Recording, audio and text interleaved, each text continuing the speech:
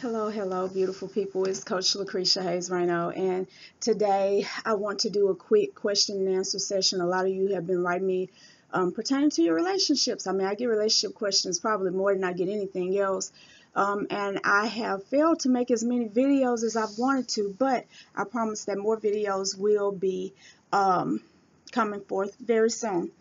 Before I get started, I want to show you guys my rose quartz pyramid. I think that's just so beautiful. And guys, this is not a crystal video, but I am going to tell you about, and then my favorite rose quartz tumble. I'm waiting on a rose quartz tower. Whew, I cannot wait, y'all. It's so beautiful. And I can't wait till it gets here. And I have to show you guys my Tibetan singing bowl that my goddaughter got for me. It has a beautiful sound. It's well crafted. And guys, I play it like constantly. It's a beautiful, beautiful, beautiful, relaxing sound. Okay, guys, for those of you who don't know, my website is Lucretia, LACRESHAHAYES, Hayes.com. I have a book page, I have a blog there, and I will be updating my blog very soon with some very interesting stuff.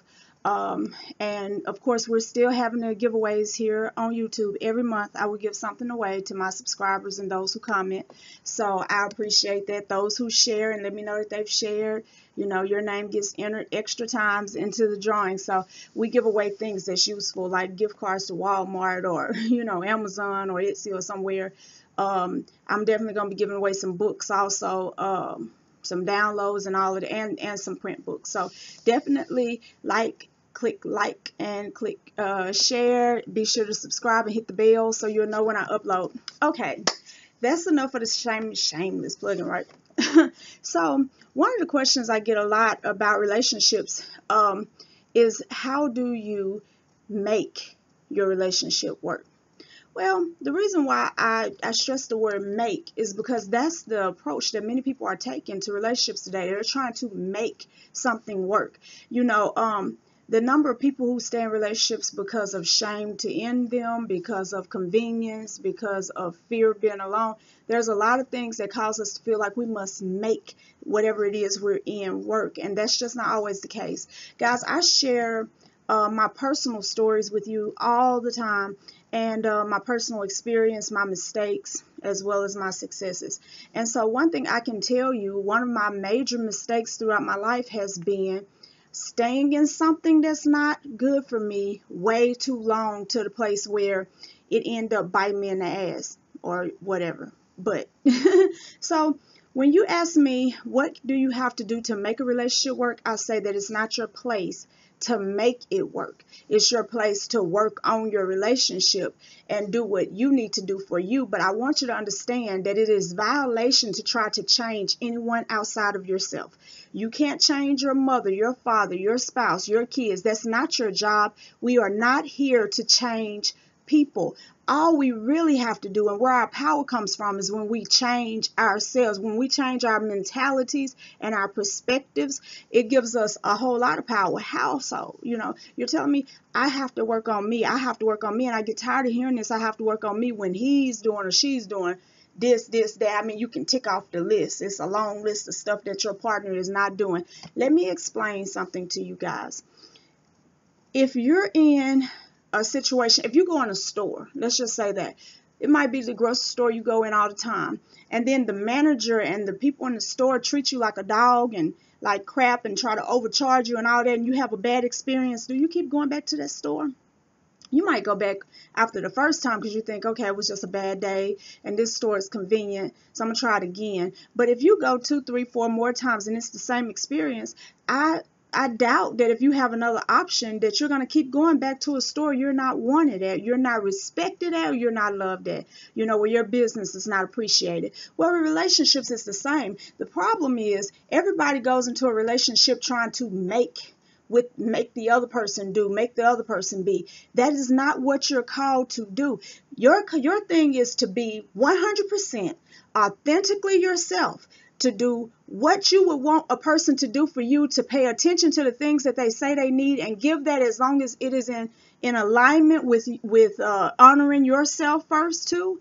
So that's what you do. When you're doing that, what you're supposed to do, and you're not getting a proper response, all you can do is once make it known that this is not what I would like. I'm not here to try to change you, but what I'm saying is you are not going to be able to maintain a relationship with me with that kind of behavior. You know, it's up to you if you want to keep the behavior and I walk away, or if you want to try to adjust and I'll help you all that I can. I'm not trying to force an adjustment upon you because it's just as easy for me to leave. You see, we're playing ball, and I've said this in prior videos.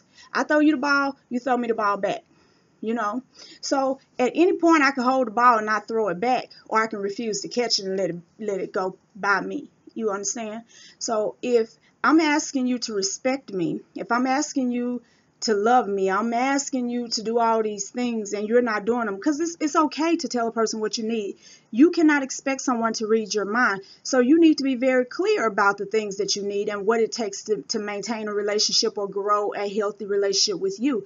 However, once it's clear that this person either cannot or will not, say, I'm going to tell you something. We get caught up in blame, right? So we talk about, oh, they can do it. Well, if they can do it, that means they're not going to do it. They won't do it. Well, they said they'll do it, but are they doing it? No. Okay, so let's deal with the facts. Either they can't or they won't, and either way, it still puts you in the same position. Can or won't, can I deal with it? If you can, stay there and quit complaining. If you can't, let them go and move around. See, if more people was open and unafraid of letting go of what's in their life, what's cluttering their space, what's dirty in their vision of life and perspective of life, what is depressing and draining the life out of them. If more people were bold enough to do that, then they might discover that once you let this go, that's not for you, because it's not that the person in front of you is bad. A lot of times we think the person who won't yield to us is bad. The fact of the matter is, this person, he or she has a right to be however they want to be. We don't have the right to violate that. Okay, I'm talking about inside the respects of a relationship. If they're the type of people that's withdrawn, they have a right to be withdrawn. If they don't come out because you say, I would prefer you be more outgoing, and they don't come out, well, you can't call them a bad person and they don't love you and don't respect you. They have every right to defend who they are. You know, either love them like they are or let them go as they are. You know, stop destroying each other because you guys can't find that connection. That don't mean either one of y'all are better than the other or worse. Now, some of you going to say, well, he cheated or she cheated and they always was cheating and I did everything that I was supposed to do. It's a reason for that. You know, sometimes stuff like that happens to us just to be real, because where we are is not where we was ever supposed to be anyway, or we was only supposed to be there to get this lesson. You getting your lesson right now, you know, and you're only going to really fully receive that lesson if you stop pointing your finger at the other person and judging them as bad. Instead of worrying about bad and good, who's to blame and what went wrong, why can't we look at that and say, what did this teach me? What part of me is hurting? If I'm hurting, what part of me is hurting right now? How do I really feel? And what part of this is making me feel that way?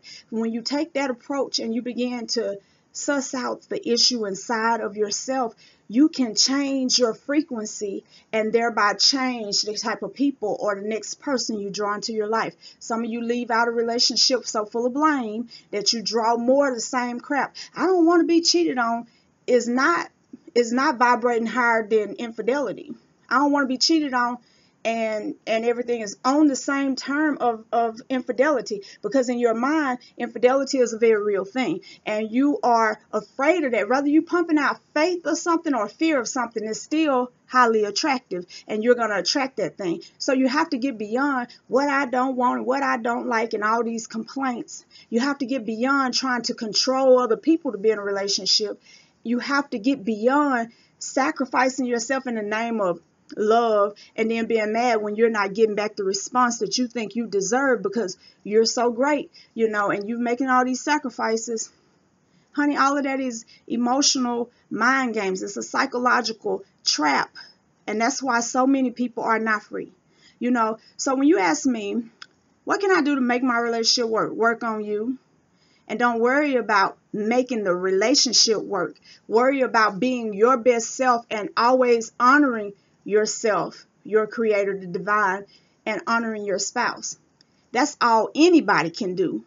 And if you're doing that and it's not working, and if you've made it clear what you want and you're not getting it, then stop denying the obvious. Get your butt up, pack your crap, or pack their crap. Let it go. Let it go before you're bitter. Let it go before you lose hope that better is out there. Let it go before you get angry. Let it go before you get to a place where you have been programmed for dysfunction. See, the longer you stay in some crap that ain't working, the more you condition your mind and your body, your emotions and everything for this crap. And so you'll keep drawing it, and that's all you expect. And then you'll cry because you know what? Some part of you still know that it got to be better than this, but you have programmed yourself not to be able to see any better than this. And so sometimes it pays to get outside of where you live, to travel, to visit people, to be around healthy, functioning relationships, to be around people who don't think like you, because you don't want to get in the rut of dysfunction and chaos and heartache. Because if you're aching long enough, and that's a choice, how long we choose to grieve. If some people prolong their grieving process on purpose because they want sympathy, and that's the only kind of attention they think they can get.